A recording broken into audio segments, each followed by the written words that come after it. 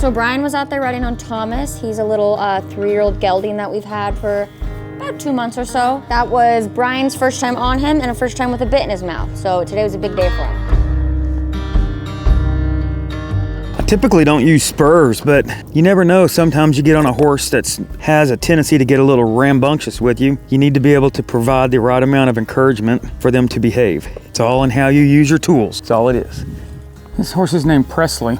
She needs to get her eyes cleaned out. She's got some seasonal boogers in there. So we'll get her cleaned up a little bit before we start working with her. We'll move her around, make sure she doesn't have a cough that accompanies those boogers. Come on, sweetheart, let's do it.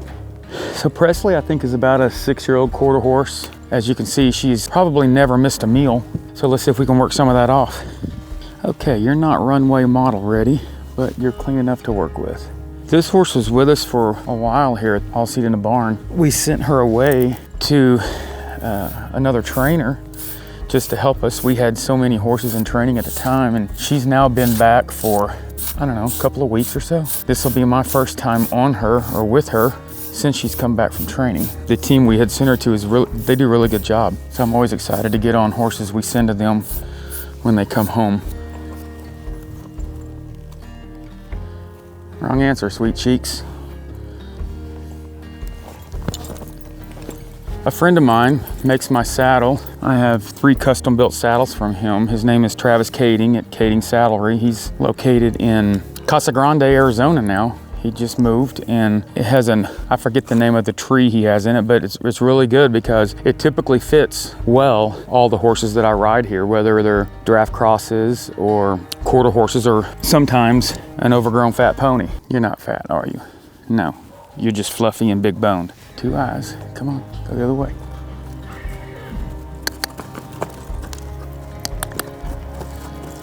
One of the techniques I go through here at All Seat in the Barn is most of the horses here, we have so many that get adopted so quickly that I always give the horse the benefit of the doubt. And what do I mean by that? Well, there are some horses that I know well enough, I'll saddle up and I'll just jump on them. But if I don't know the horse or I haven't been with them long enough, I definitely don't want to give them a chance to fail. So I lunge the horse around a little bit. It does 2 things for me. Lunging a horse establishes mutual respect between myself and the horse, keeping in mind that he or she that moves their feet the most loses.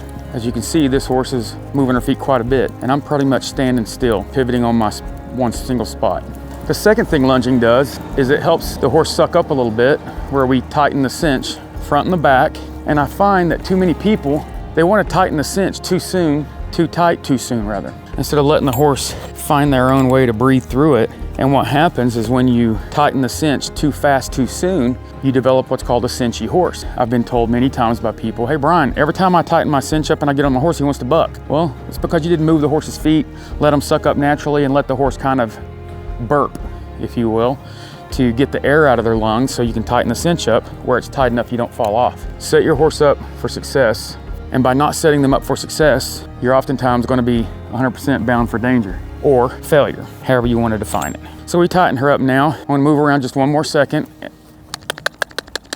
Just to be sure, I'm going to lunge her off of a line. A lot of people will ask, Brian, what's the difference between lunging on a line and off a line? Well, if I have the horse on a line, I control them not only by my body language, but by physical manipulation, meaning I can pull the lead line, touch the end of their nose connected to the halter. When I'm lunging them off of a line, such as I'm about to do, I'm going to demonstrate with her that I can move her feet and never touch her. I can change her direction and never touch her. The goal would be for me to stay as closely to the center of the round pen as possible.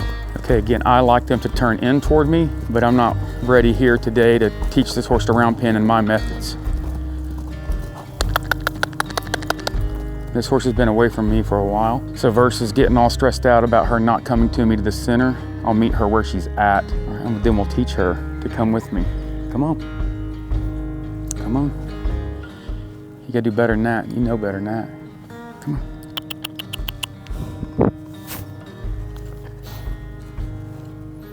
There we go. So one thing we gotta remember next time is to get a smaller cinch for her to go on the front end. Got a lot of latigo hanging out there, huh? Oh. Oh.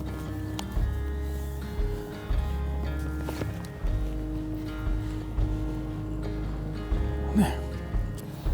Well, when I first get on her or any horse that's in training, first thing I do is I want to get on them. I want to sit here. What I'm asking her to do, number one, is not move her feet. I don't want a horse moving as I mount up. I don't want a horse moving as I mount or as I dismount. So I want them to get used to when I crawl on top of them, I want them to wait on me. You can look at her ears. They're turned backwards, waiting on me to tell her what to do. That's a body language sign from a horse that you can always look for. Now she's hearing stuff out in front of her. Now she's listening to me. After I've sat here for a few seconds, all I want to start doing is asking her to disengage her feet. Then I want to ask her to stop. Oh, nice.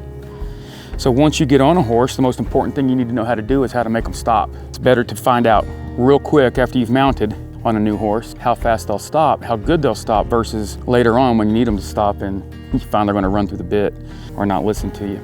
Now all I'm doing with her is I kind of reassess her from coming back. I'm just going to let her walk wherever she wants. I just want to let her know for the moment, because she's being good, that I'm not going to make her do anything. I'm not going to ask her to do anything other than keep her feet moving.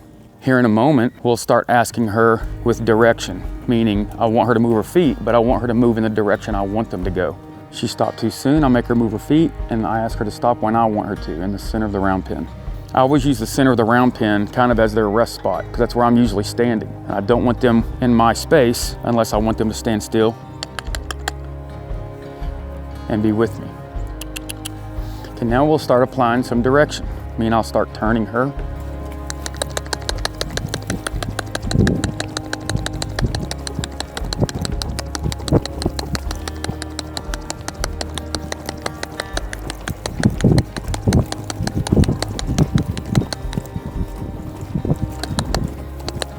What I'm doing is three things. When I'm asking this horse to pick up the lope from the trot, I'll gently squeeze, I'll begin to cluck, I will bump her in her right side, I'll take all the pressure off the left, I'll open my door to the left. That should encourage her to take off in the left lead. Once you start clucking, can't stop clucking until she has achieved the objective. Otherwise, if she does something different and you stop clucking, you remove that tone, you remove that vocal pressure, which is a reward.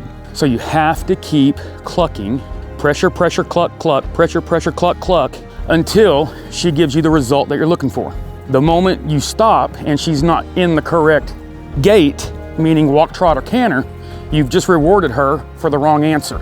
Once she finally gets to the correct gait, meaning in this one, the lope in the left lead or the canter in the left lead, stop clucking. That's when she knows that she's done right. You've taken that vocal tone pressure away from her.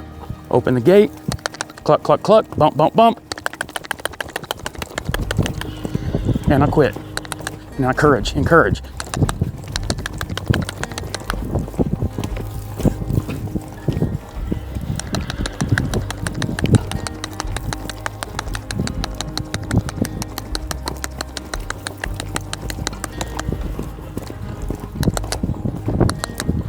Oh. That was good. We're done in here. I'm gonna open that gate. I'm gonna walk out, see what we got going on. Hi everybody, my name's Madison, this is Jim. He's a new one, he just got in last night. Him along with several others. He's got a little, so Jim here, he just got this cut on his eye. But yeah, everybody else, they all made it here safe and sound from Texas. And we're gonna clean it up. Good morning, everyone. It's Tiffany, and I'm here with Everett. As you can tell, he is a very tall thoroughbred. He is 16'2" hands. We measured him the other day. He is a fantastic horse, so I'm just warming him up in the round pen. We're gonna move to the arena eventually, and so just warming up, doing the bends of the neck and the flexes, and we're gonna do some trot work, and then we'll take him into the arena. I personally love thoroughbreds. I happen to like their bouncy, not bouncy, it's very floaty. I grew up as an English rider before I started riding Western, and so I love thoroughbreds, I love their gait, I love their movement. And for someone who's so tall, they fit my size. We got a lot going on here today. Tuesdays are our vet and farrier day. So you can hear all the horses crying in the background for their significant other or stall mate. So I'd like to keep his focus on me the entire time, even though there's so much going on. He's still locked in on me, and I can tell that how his ears are facing. When they're back, they're focusing on me. When they're forward, he's paying attention to his surroundings. And so when they're forward, I'm just going to regain his attention. Walk. Good boy. I happen to love using voice commands for horses. They understand the vibration and the tone, not necessarily the words. If you're consistent with your tones and your vibrations, then you can voice command train your horses. And he's super soft on my hands, so what does that mean? That means I can just close my finger around the rein, and that will indicate what direction I want him to go. When I go to pick up the trot, I get the energy created in my body. I sit up nice and tall.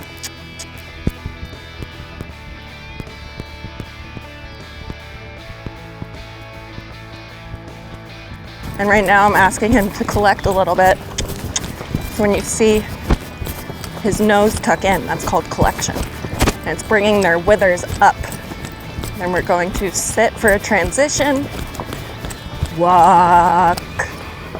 I close my left fingers, add right leg to make the left turn.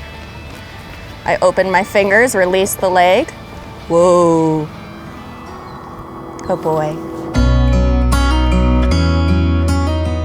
Hello, my name is Terry, and I've been a volunteer out here for about 5 years. Debbie and I we're going to go into the donkey pen. Last Friday we moved Scruff, our little Highland cow, from Border Barn in here with the donkeys, and I was just going in to check on him to see how he's getting along with all the other animals in there, since we have such a big variety of animals, the yak and llamas and donkeys and minis. So last week him and the yak were kind of going head to head, so I was going to go in and check to see how he is.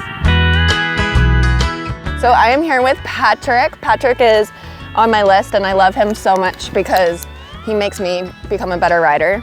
He is so talented and so athletic that I can sharpen my skills, which will help me with all the other horses too. What I'm doing right now is I'm just asking him to bend his head to the left, and then once he gives it to me, I release it. So I'm looking for his left eye. I want a slight bend, and then I release. And so this is a way to warm up your horse and see how much flexion he has in his neck and what you need to work on today. I love Patrick. He's such a good boy. And even though he has one eye, he has to trust his rider that much more, right? And so you have to be really clear with your cues. That way Patrick knows what to follow. And consistency. Don't change it up every time. When you ask for a trot, ask for the trot the same way. Whoa, whoa, whoa. So all these stops, turns, backups, and change direction, I'm having him tune into my body and listen to my body. Because that's essentially what I want with my horse. If they ignore all these cues, then they're gonna ignore it when we're running. So I'm just having him turn for me. And as soon as he listens to my cue, I take the pressure off. I always like to post at the trot to warm them up, have them do a little extended trot. Feels good for me to post in the morning too, to warm up my body. And so even when I go around at the trot, I can still ask him for all these things that I was asking for at the walk. I like to be really soft with my cues, because if I were to add a lot of leg pressure, then he's going to respond with the exact amount of energy that I used. And so I squeeze really gently because I don't want him to jump into the trot. I just want him to make a really nice transition into it. Here's a life tip for everyone. Engage your core. When you're sitting the trot and you feel like a wet noodle, you gotta engage your core. So much about horseback riding is actually the rider being fit as well. And so every rider has their own strengthening and performance routines that they use. And so when we're not in the saddle, we're strengthening our muscles and building up. It's not about just training the horse, it's also about training the rider. So when we're not in the saddle, we're training ourselves, that way we can perform with our horse. The best way to support us is always through donations, whether that be product that we need or monetary. And you can do that by joining our Patreon, going to the website, or visiting any of our social media platforms for links on the best ways to help us.